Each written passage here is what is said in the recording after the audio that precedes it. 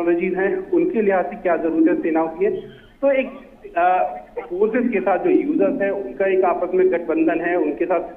चीजें डिस्कस है, तो एक बेहतर हम कहें माहौल, एक बेहतर मंच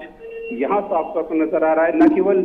कंपनीज के लिहाज से, और जिस तरीके से सरकार की बात करें आजकल की सरकार की कोशिश ये है कि जो डोमेस्टिक डिफेंस इंडस्ट्रीज है उसको बढ़त मिले, तो उस लिहाज से अगर हम देखेंगे तो करीब 650 से ज्यादा जो भारतीय कंपनियां हैं वो यहाँ पार्टिसिपेट कर रही हैं। करीब 88 के आसपास जो अंतर्राष्ट्रीय कंपनियां हैं वो यहाँ अपने प्रोडक्ट लेकर आई। तो जाहिर तौर पर जब ये सारी चीजें तीनों सेनाओं के सामने होंगी तो एक बेहतर विकल्प न केवल सेना के सामने होगा बल्कि